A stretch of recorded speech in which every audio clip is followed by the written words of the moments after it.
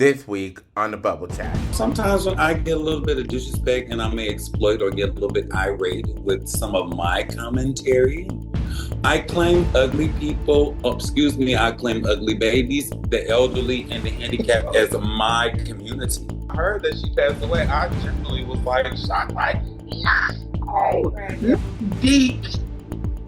Now I was ready to, I thought DD was going to pick the bucket first. You know, Dolly Parton was going through this.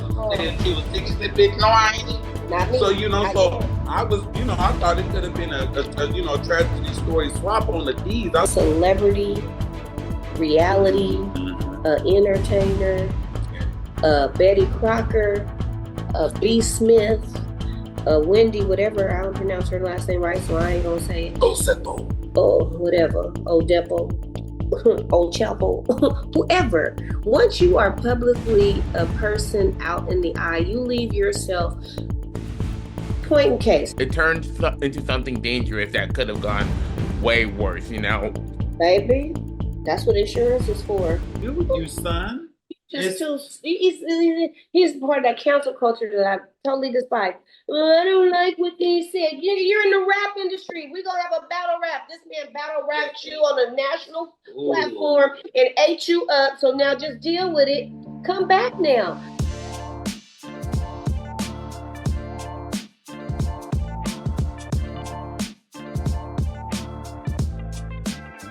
Hey everyone, welcome back to another episode of the Bubble Chat.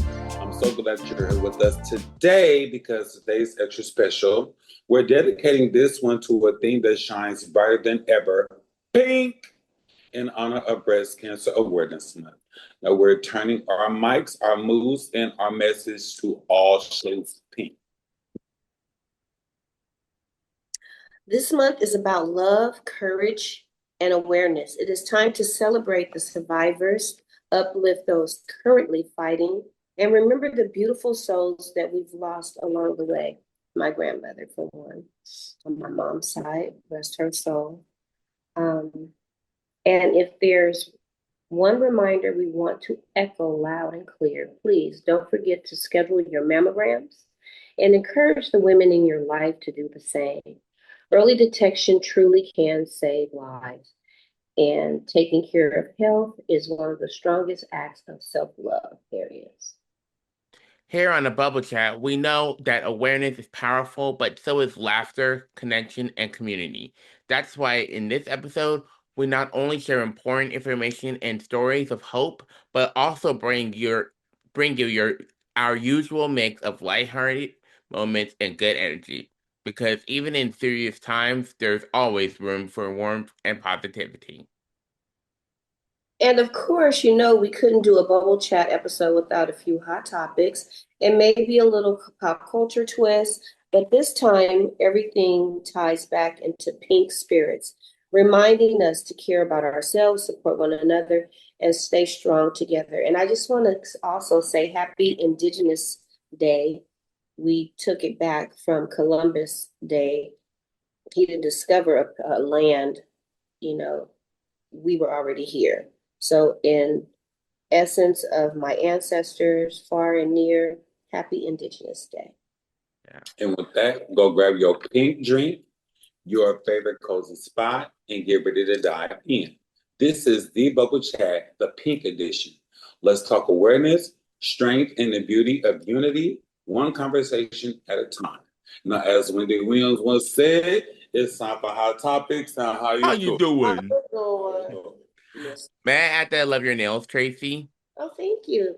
And I want to just say thank you so much because I've been trying to grow them out and they are just lasting. I'm like, last time they didn't last.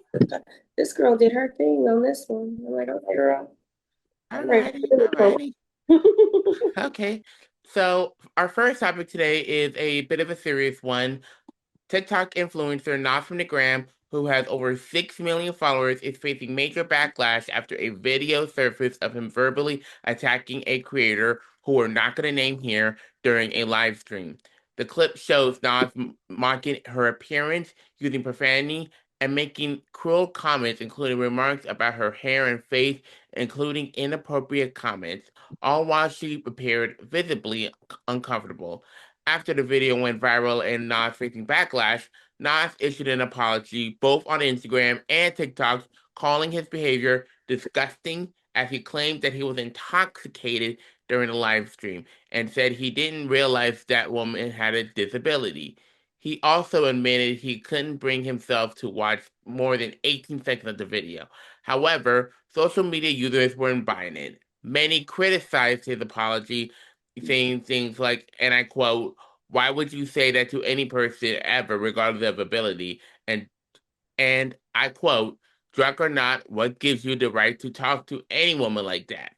Some even question his sincerity, suggesting that blaming alcohol was just a way to avoid accountability.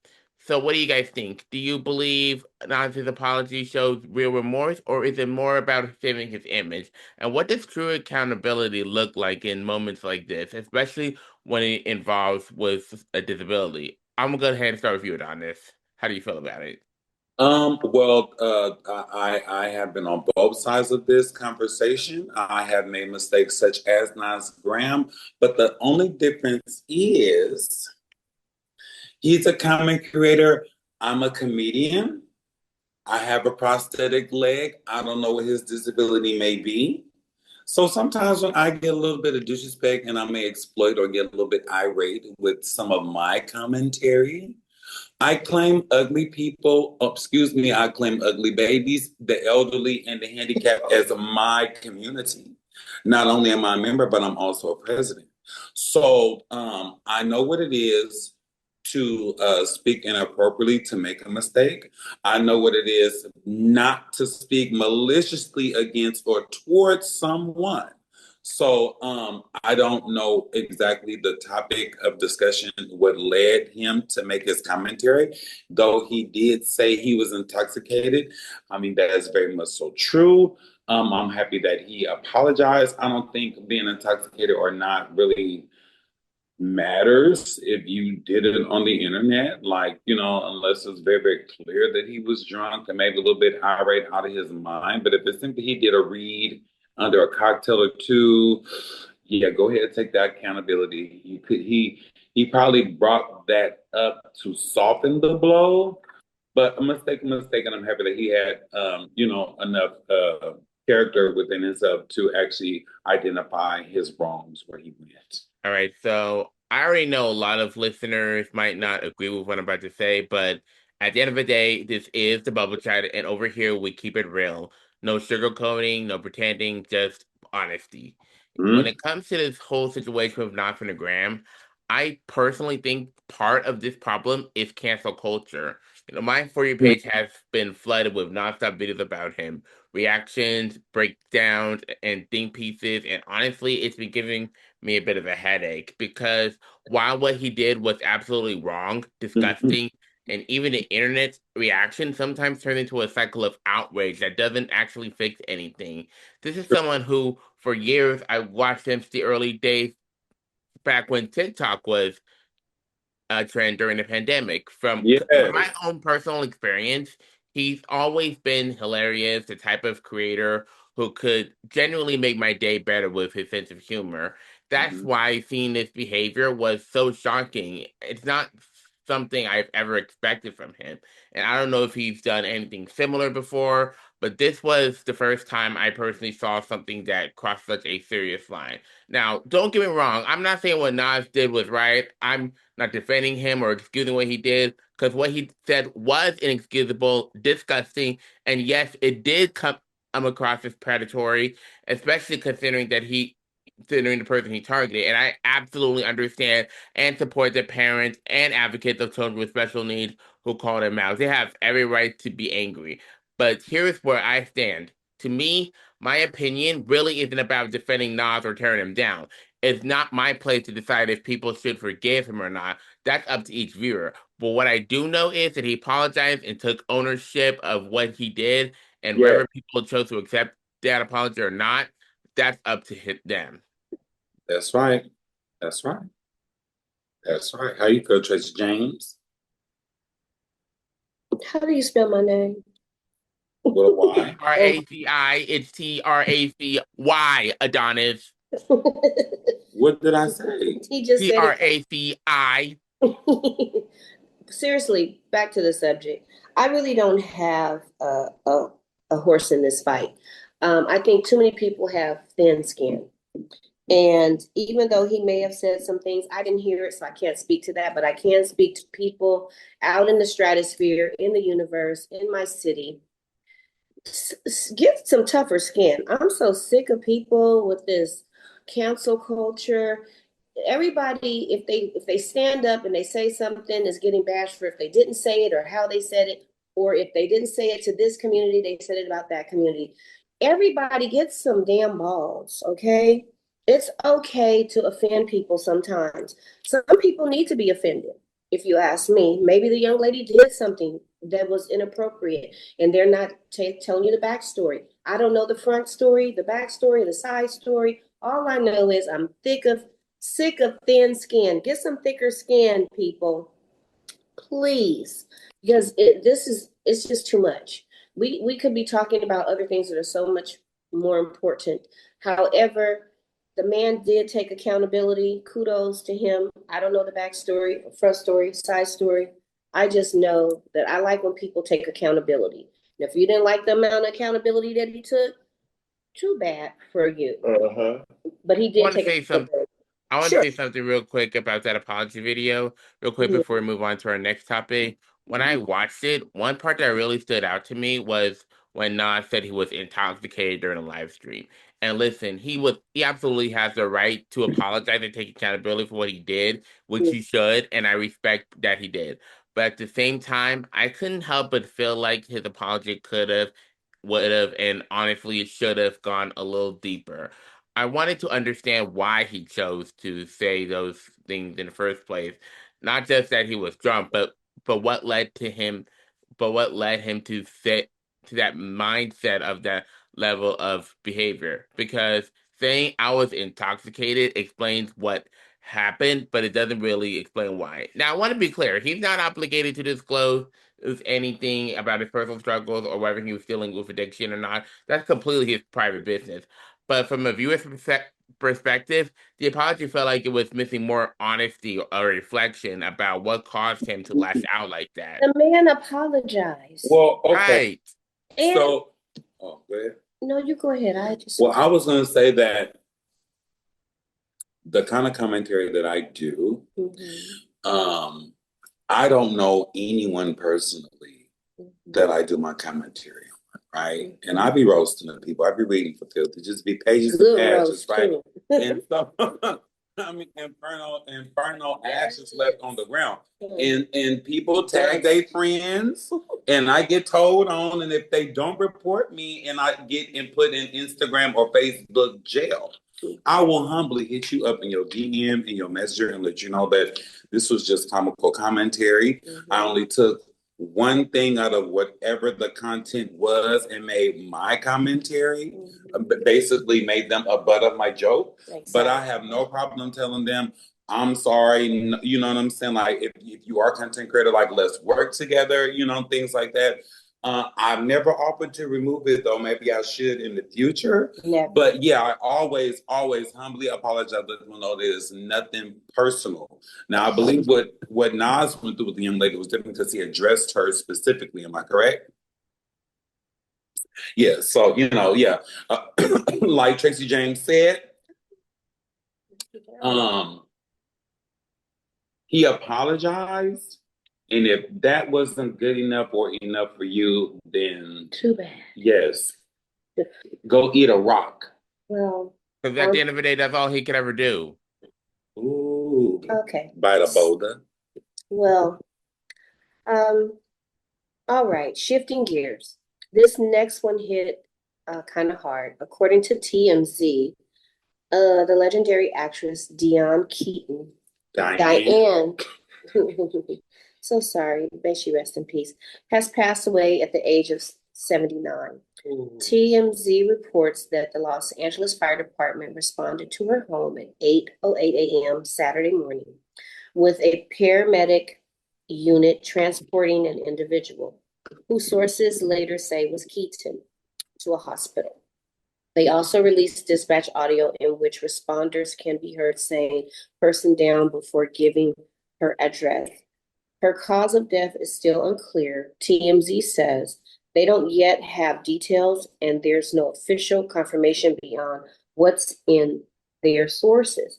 Surrounding the reports, many in Hollywood and the media have shared tributes and memories celebrating her impact, her authenticity, and her enduring career.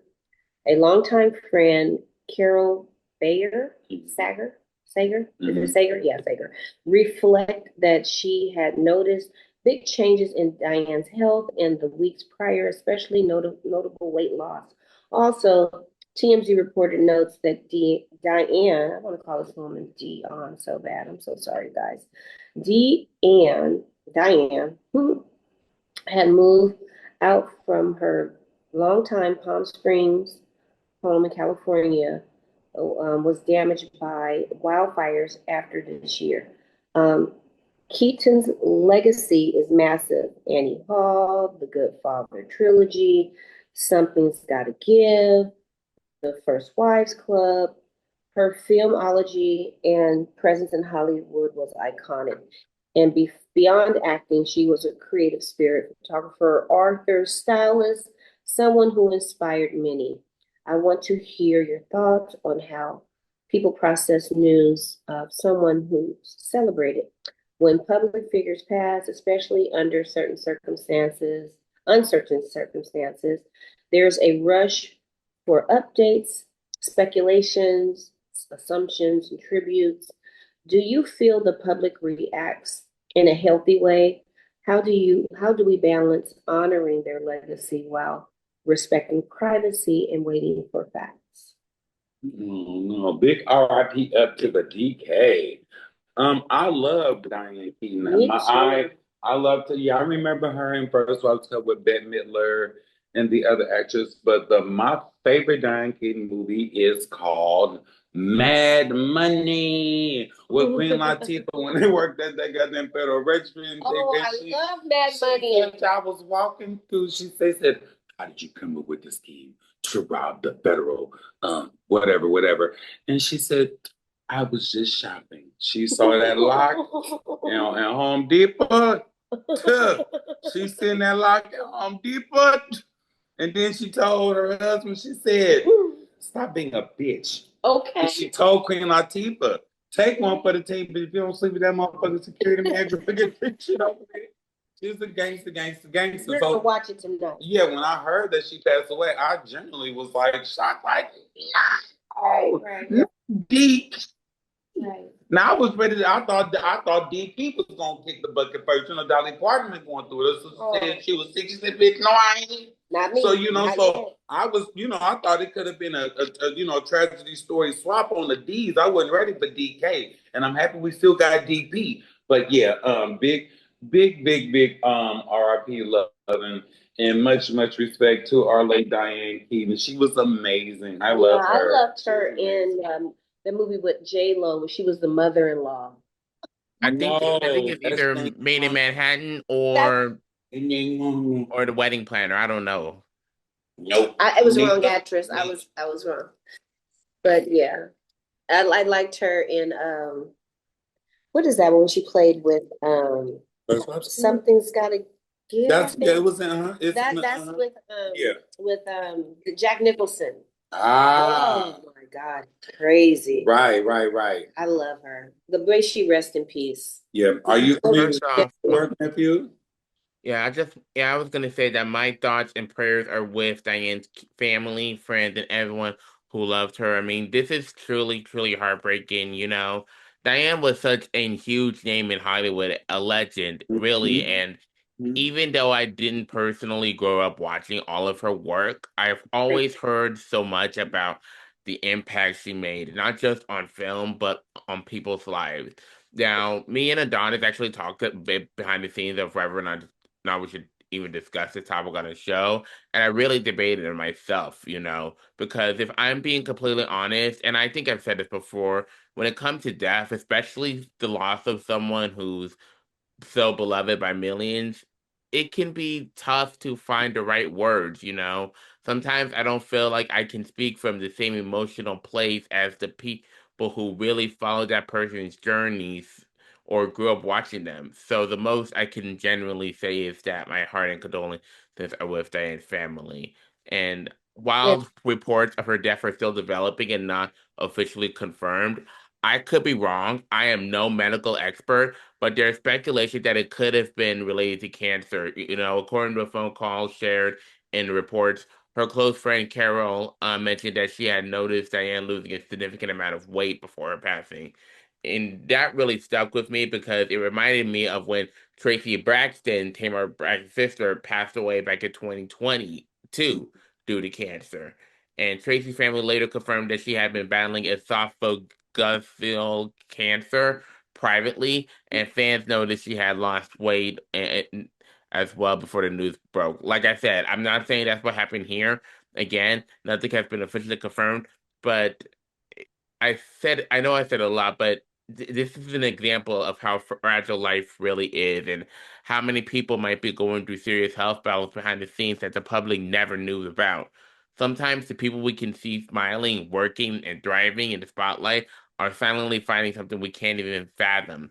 So, whether or not these reports turn out to be true, I think the main takeaway is to give grace, That's respect her right. privacy, her loved ones, and celebrate the beautiful legacy she's already left behind. And Diane Keaton was gave the world so many unforgettable moments, and that's what I think we should hold on to. So, please, everyone, to any listener out there, please keep close to with your loved ones and just let them know how much you love them. There you have it. RIP to the DK. Okay, y'all. Well, our next topic, Dr. Wendy Osefo from The Real Housewives of Potomac and her husband, Happy Eddie Osefo, were arrested this past week on multiple fraud-related charges. According to the reports, the couple allegedly staged a robbery in their home back in April of 2024 and filed insurance claims because they had several insurance policies, totaling up around $400,000 for stolen objects, luxury goods, jewelry, designer items, plenty things of claims. Investigators say things don't add up. Something in the milk ain't clean. Some of these items claimed as stolen were reportedly returned earlier in that year. In at least one instance, Wendy was seen wearing the ring that she claimed that was taken on a red carpet event. The sheriff's office also stated that the deputies found about 15 items in their home matching the description of those that were supposedly taken. The Acepos were released on bond, 50,000 apiece, and have publicly requested for the privacy while they prepare to fight these charges, which is stay out my motherfucking business. Their legal team say they look forward to their day in court. Now, what do you think? Do you believe that the evidence as it's coming out is strong enough to assume guilt, or do you think there's room for plausible explanations for their defense? And how does such the celebrity slash reality status affect how quickly people assume the worst? Well, Okay. yeah, there's a movie called Woman There Art Loose. And in I that have a copy of movie, that on DVD at home. Debbie Morgan was having a conversation with Loretta Devine, and Loretta Devine told her, all my business is none of yours. And sometimes I think, and sometimes I believe that most times I really believe that. Like I took that, put that in my little moral box. All of my business is none of yours. And so in this aspect, I mean, we already got enough of your goddamn business. So I guess we could just leave it alone until you get your reckoning your day in court. But when it comes to the question, yes, see, the thing is, in a court of law, we are all innocent until found guilty. So, public opinion, it doesn't really matter until they get all their facts, documents, and witnesses straight. to move forward with the proceeds. Now, but then let me tell you something that's real damaging that was not mentioned in the story. So what had happened was Eddie emailed her and told her, you need to clock in about $23,000 worth of more stuff so we can, so because they have multiple insurance claims.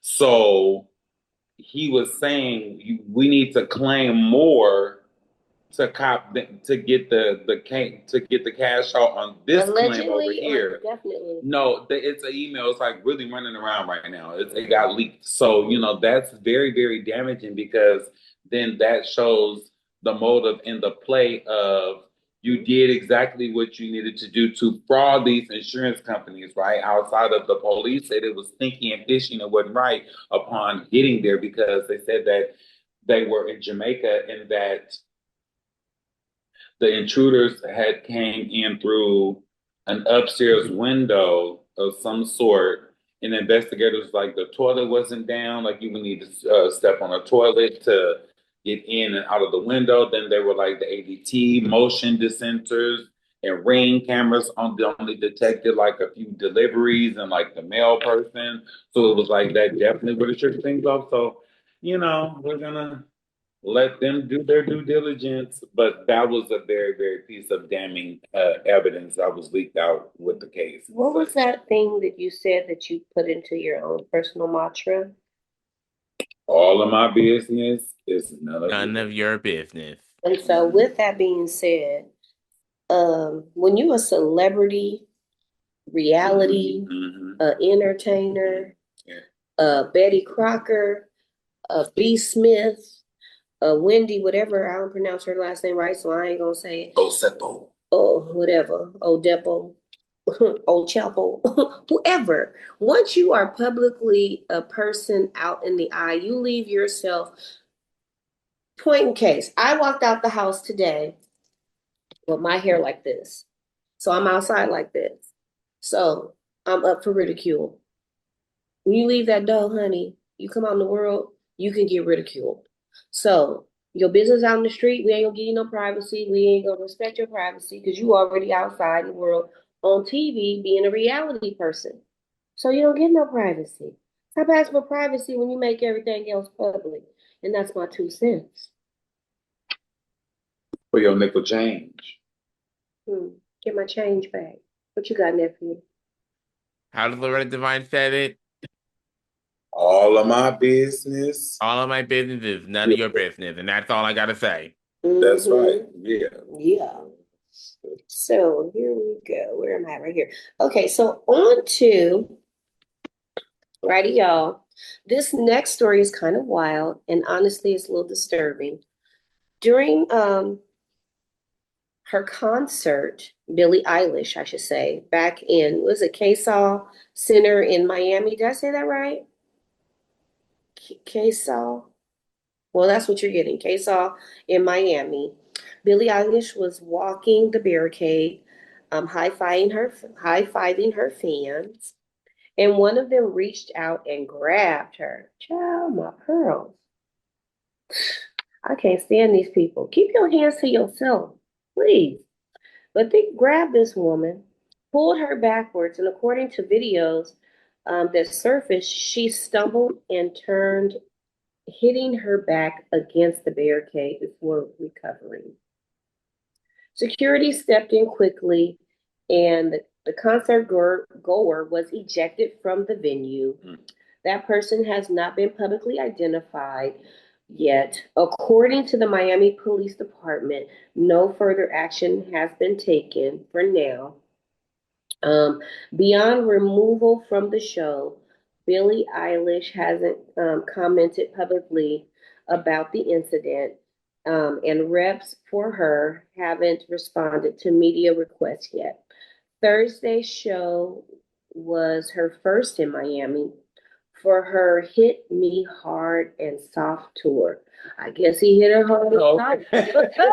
You asked for it, you put it on the billboard anyway. So my sincere apologies for her having to deal with that. And she's set to perform there again Saturday and Sunday before heading out to other cities.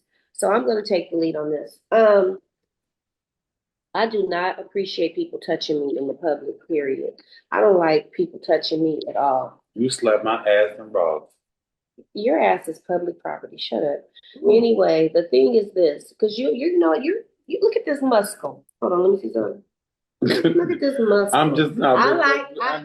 My brother. I tease him all the time. I don't give a damn. But when you are out there performing for these people, and you people need to keep your dang on hands to yourself. You want to flash them a little titty bop? Cool. You want to throw your drawers on the stage? Cool. Make sure they clean. But don't go touching people. They're not there for you to touch. I'm so sick of people touching, grabbing people, pushing people down, grabbing kisses. What that man, Adrian Brody, kissed Halle Berry that many years ago when she won her one and only Oscar. Keep your hands and lips off people. When you say that, I am in my mind, I can see all the people crying and passing out and reaching out over Michael Jackson. Yes. Remember that? Remember that Asian boy that jumped on the thing and he just held him because he didn't want him to fall? And it's but that's a compassionate artist who understands his level of celebrity. You see what I'm saying? Like, I mean, there was a time when you could fan on somebody like that, and it was okay. I believe, what's his name? The man that was Bobby's World. He's on the TV show America's Got Talent. What's his name? Anyway, he has the anxiety. You know, that's where the fist bump came from. He don't like shaking hands. You know what I'm saying? It's like the touching, right? Because that's his condition. You see what I'm saying? And now we're such a woke culture now, and we recognize people. Going back to sleep. I don't want to be woke. Yeah, you see what I'm saying? Yeah, so it's like Chris Brown. He's another artist. You know, he let his fans love on him, and he loved on them back for $1,100. But hey, I love Chris Brown for that. You want to touch me? Slap my ass all that. You paid for it. You see what I'm saying? Because your man gonna leave you. I'm gonna be at a table with you. I take the cutest poses. Right. And then there are artists that don't engage like that. You know what I'm saying? So, but then let me get back to Billie Eilish. Girl, you about thick as a dragonfly. Okay. I don't think you was gonna make it anyway. Probably would have blew on you, sneezed to or cough. You was gonna go down anyway. I'm just saying, the thick as a grasshopper, thick as a grasshopper. So I'm just saying. I mean, I don't think you would have took much pull or tug. Keep your hands to yourself, snatched up. But like you said, they was high fiving, and maybe his high five just turned into a clink. No. And a snatch. He gonna get snatched by security. How you feel about it, nephew? I just have to be honest. What that concert goer did was completely out of line. It was rude, uncalled for, and honestly really scary and unprofessional. Like, who the fuck think it's okay to grab someone like that?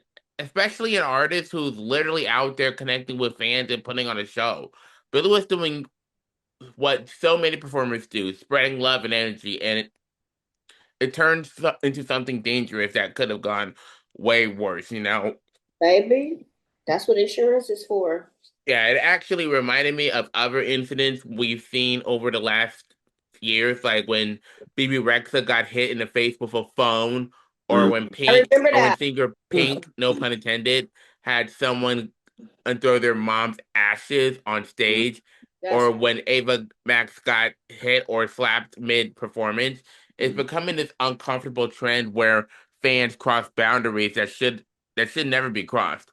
Some people really need to remember that these artists are human beings first. Just because you bought a concert ticket doesn't mean you get to invade someone's personal space or put them in danger. There's this growing sense of entitlement in live shows now, and that's exactly why artists are becoming more cautious, you know, interacting with the crowd. I will say though, security at these events is tight, and thankfully so. They move fast in Billy's cases, and that's probably prevented things from getting worse. But it's really sad that we've reached a point where artists have to worry about being grabbed or hit when they're just trying to perform. Period. Yeah, sad. Yeah, you know, I guess, you know, when you when you say being worn out, torn, or hit, we're gonna take it to the next one. So up next, big news in the rap world. Drake's defamation lawsuit against Universal Music Group was officially Clock has it. been dismissed. So He happy. filed the suit earlier this year after Kendrick Lamar dropped his diss track, Not Like Us. Yes. Then and went he's still on not to like- win a Grammy and went on tour and Still on then did tour with it. and did the Super Bowl, which had strong and exploit allegations. Drake claimed that UMG not only promoted the song but also profited from it, knowing that the lyrics contained false statements and that could damage his reputation. Who said they was false? Among those statements were some serious accusations, including insinuations about pedophilia. However, Judge Jeanette Vargas, and that was a woman, ruled that the lyrics in the Not Like Us are considered non-actionable opinion. In her decision, she noted that given two contexts, a heated rap battle filled with hyperbole, literal fact, with using rhetorical language, and a reasonable listener would not take those lyrics as literal fact. Also of note, Drake did not sue Kendrick Lamar directly. Instead, he chose to go after UMG, arguing that they responded positively to the ruling, stating that the lawsuit was an affront to creative expression. Meanwhile, Drake team has been signaled to plan an appeal. Well, the thing about this whole story is that they're under the same label. Yeah. So when he was just my having rival, a tantrum. right, and you took it to court, right? He's talking about Yeah. me. Boy, go sit your ass down. And that is exactly what the judge told you to do. And so I just want to know what type of budget you think you're about to get for your next project, What right? next project? Why you trying to? Are you gonna get cut from the label? That's what I'm like. What are we gonna do with you, son? Just too. He's part of that council culture that I totally despise. I don't like what they said. You're in the rap industry. We're gonna have a battle rap. This man battle rapped you on a national platform and ate you up. So now just deal with it. Come back now, but don't come back Thug Drake. Come back as Loverboy Drake. That's who we like. We like Loverboy Drake because you was trying to do something else, and Kendrick had to spank you and get you back in line and get you checked because you can't handle a real battle rap. So you're not a battle rapper. You're Loverboy Drake. We love Loverboy Drake. Come on back, Loverboy Drake. He hate himself. He got some issues, baby, and that's okay because we all got some. I know I do. I'm dealing with this bad hair day today. Are you a Drake or are you a Kendrick fan, nephew? I'm both. I'm Loverboy Drake fan. I'm both, honestly, but I'm not gonna lie. This one kind of shocked me at first. I didn't expect Drake's lawsuit to actually get tossed out, but at the same time, I honestly feel like when you really think about it, this is what tends to happen once lawsuits get involved, especially when it's over music and more specifically when it's about a diss track. Because here's the thing, two artists are beefing, and it plays out through these diss records. What gets is a lot of what gets said is exaggerated, metaphorical, or just plain for entertainment. It's part of hip hop culture. These tracks have always been a lyrical battleground, and not a courtroom. Right. So for a judge to say Kendrick's lyrics were non-actionable opinion, that makes sense in that context. It's not meant to be taken literally, even if some lines cross a certain line for fans. But from my perspective, it's also a reminder of what can happen when emotions and egos get involved, and then it turns legal. Once lawyers and judges step in, everything becomes about what's provable and what's protected speech. So yeah, it's shocking but not surprising. This is kind of the risk that comes up when turning rap beef into lawsuits. And honestly, it raises a bigger question if Diss tracks have always been about artistic expression and venting frustration publicly. Where's that line between creative freedom and defamation? Because this situation really blurred in. Well, All right, y'all. We're going to take a quick break. Or are you going to chime in again? Okay, we're going to take a quick break. Go grab some snacks, refresh that drink, stretch a little bit. You know the vibe. Don't go anywhere. Stay your ass right here. We'll be right back. We've got more stories and some good conversation coming up next. all right, y'all. Now we back on that quick break. You grabbed your snack, you had your shit. Did you smoke your shit? You back? You ready? You ready? Okay. So now we hope that you guys had a chance to get all that out of the way because now we're gonna step into a new segment of the Bubble Channel. This is the game. Now this is things that we curate for you guys so you can play at home with your friends, so you can keep the bubble laughter community and the energy going. So with this game, it's called the Bubble Alphabet. Now, you've seen this game, or you heard this game. I think it's a drinking game. It started off as a drinking game, but we're intellectuals over here, so you just have to use your brain more, and whatever's in your cup does not have to be an alcoholic beverage. So, remember they used to play the. I remember it was on the Cosby Show. It was a drinking game, and you had to say like cities or states or something like that. And it was Albuquerque, Berkeley, Connecticut, and if you mess up on the letter, you would have to have a drink. Remember that? Okay, so we're going to do the same thing here, but we don't have to drink. But the thing is we're changing the alphabet. So we're using the kitchen, things that are in your kitchen. So it's not about Albuquerque or Connecticut. It is about what is in your kitchen, whether it be the mop, which would stand for M, or the stove that would represent the letter S. All right. Now, Jawan, you go ahead and start because you're the man and how you are the man of the hour. Okay. All right. And So do I ask for a category? where it's the kitchen, The things kitchen. in the kitchen. All right, the kitchen. Things in your kitchen. The kitchen. Appliance. All right. Okay. Apple peeler. No, baby, B. It would be the letter B. Oh, the next letter. Uh-huh. Oh, a bowl. Cereal. I believe we're going to say bowl. Uh-huh. Cereal. C, A, B, C, D. Ooh. You need to drink. For real. We took it for you, nephew. Look. Okay. You're gonna take Drink. a Dish soap. Oh, he said drink. Oh! He said drink. Go ahead.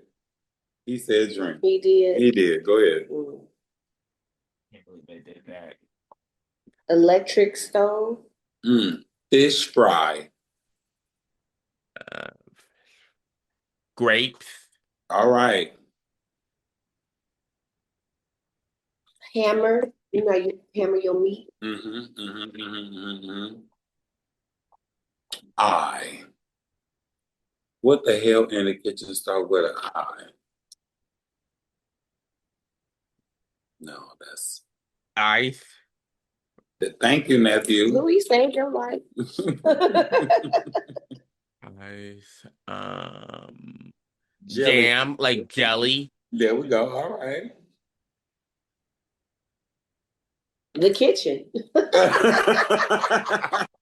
Lima beans.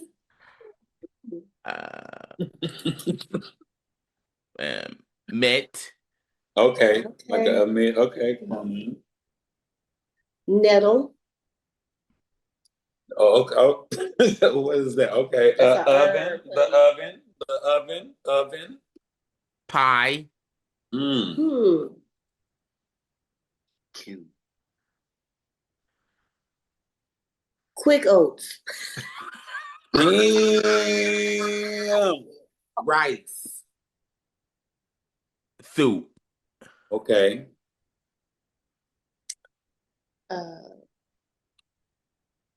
The tools, cooking tools. You know, tools. What The tool? You know the tool. Towel, dish towel, towel. A towel? Okay. Yeah. All right. If you would have gave me a Tia, if I were to get Tia done, this is what I would have done. We can't see it. Yeah, and ain't nothing but white fish. It ain't nothing but a white fish. Oh, It okay. ain't nothing but a white fish. It's blurry. Mhm. Go ahead. Uncured milk. Ew. Ew. Ew. That you as a hard motherfucker come across in the kitchen. Now I could have said utensils. Okay, now. Get out my face. It's still your turn. Uh-huh. Lovable. Okay. What was the letter? What was the letter? V. V. Mhm. Vents? I don't know. Cheers. Bill. No. Don't help. He saved me before. Okay. I would have just said vegetables, baby, but I can't believe, like, ugh. it's okay.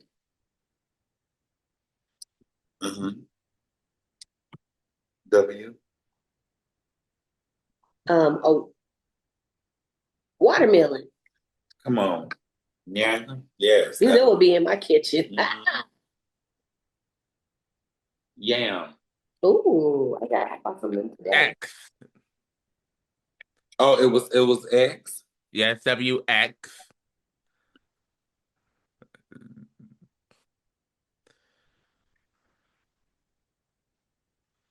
There's barely any word that begins with X, to be honest. In the damn kitchen.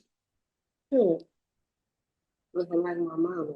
Trying to think. Ding, ding, Drake. Oh.